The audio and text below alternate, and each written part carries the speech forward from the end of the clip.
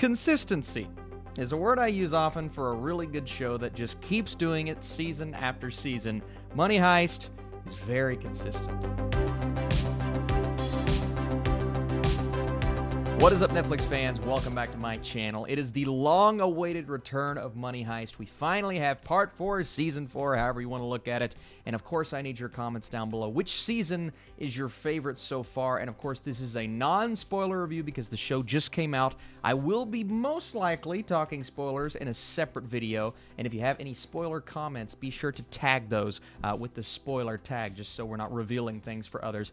But I do want to give you guys my thoughts. So in Money Heist, Season 4. We start in the midst of the madness after what happened in Season 4. Nairobi is fighting for her life. Somehow, a certain villainous character has managed to break free, and the professor is dealing with what he believes to be a significant loss. So let's start with the negatives. I want to get those out of the way because I really enjoyed this season. Once again, like I said, it is a consistent show that constantly keeps me on my toes, keeps me engaged, and I'm craving a Season 5 or a Part 5. It's one of those shows where you flesh out so many different characters and there are so many plot lines and plot threads that you have to pay attention to, so many twists and turns along the way, that at a point, I believe it could become overly convoluted. It hasn't gotten there yet. We're still in the clear beyond what we got in Season 4. Hopefully, we continue to get that in Season 5. But I do see this as something that they could keep stretching,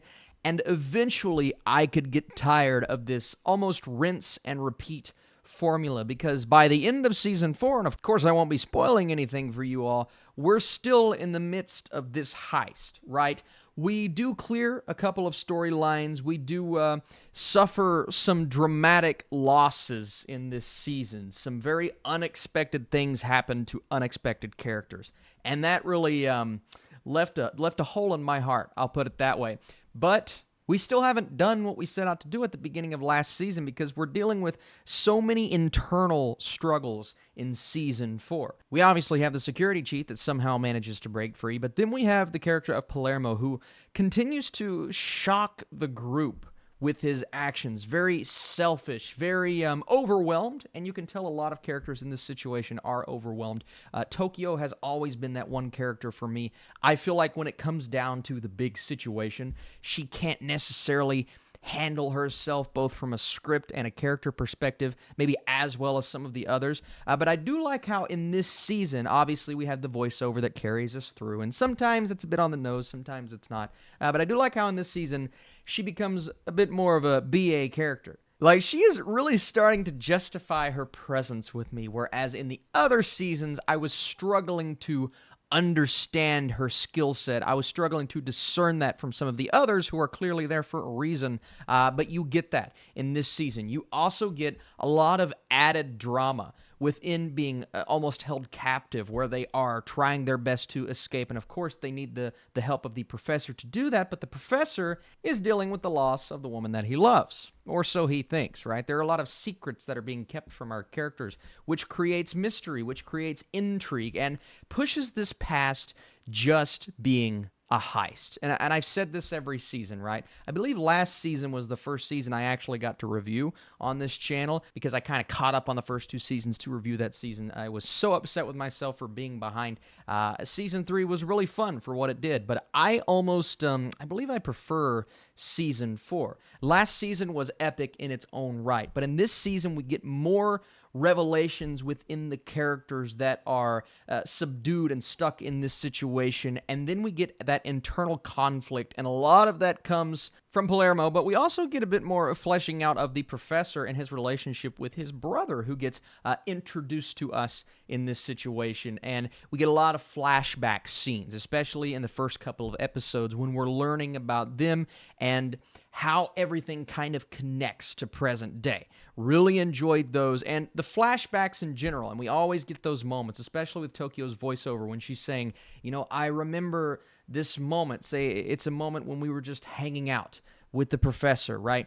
And at the time, We didn't understand that these were the moments that we're going to hold close to us when we're this close to death, when we're this close to accomplishing something that we set out to accomplish. And those are the scenes that I believe set this apart from other shows like this, from other heist movies like this, right? Those are the very important and personal moments that allow you to connect to these characters. And don't get me wrong, there are a lot of characters. And because of that, some of those aren't maybe fleshed out as well as they should be.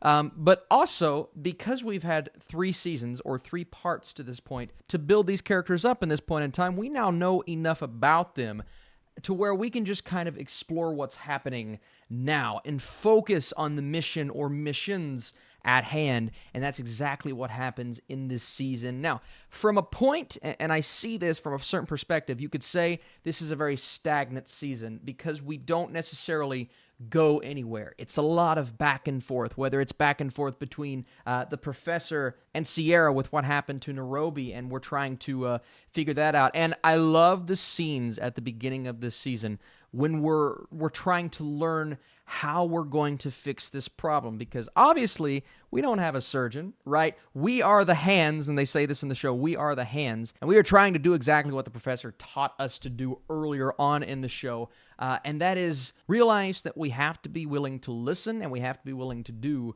what our training has taught us, and especially those scenes with Nairobi. And I don't want to spoil anything or get too far into details, but you all know exactly what I'm talking about. Those are intense. Those are the elements that keep me locked into a show like this, and the race against time element with multiple storylines in this season.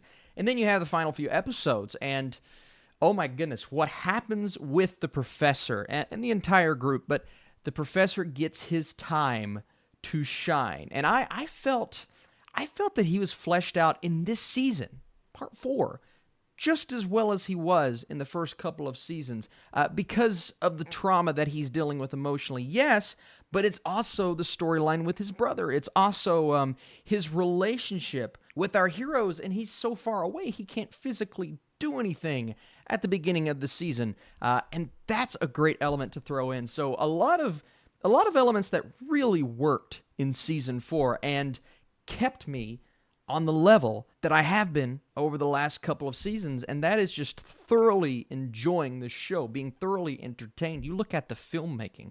Some of the shots here are just incredible, and there's this distinct look, this distinct cinematography when it comes to Money Heist, how the camera moves and it keeps the characters in focus that you need to keep in focus. And a lot of the times, and I say this on Letterboxd all the time, voiceovers normally just don't do anything for me unless they're handled in such a way. And for a while, Tokyo was that character for me where I didn't know how to feel about her. But like I said earlier, this season, the voiceover worked because it gave me that emotion I was looking for. And I think the character of Tokyo is improving. And I feel that way about multiple characters and multiple storylines.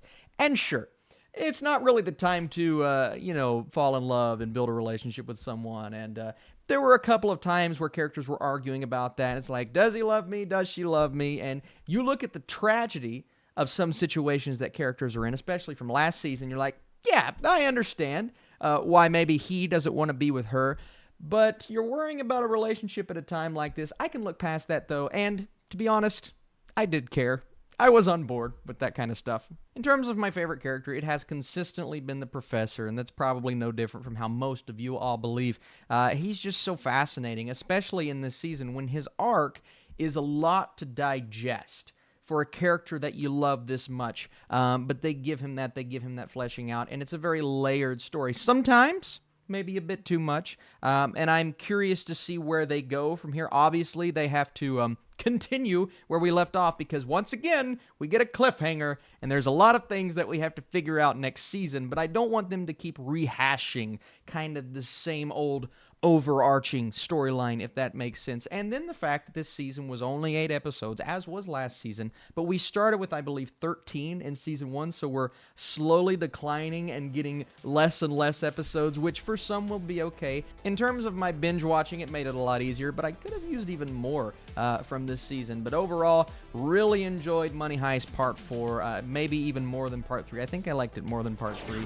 I'm going an 82% with my score. If you guys enjoyed this video, if you like what we're doing with these Netflix reviews, be sure to smash that thumbs up button and leave your comments down below. If you would like to see spoiler talk from Money Heist, especially talking about the ending, yet another cliffhanger, let me know, and I'll bring you guys that video tomorrow if enough of you want to see it. So thank you guys for watching. I appreciate it. And next up, Tales from the Loop, the brand new Amazon series.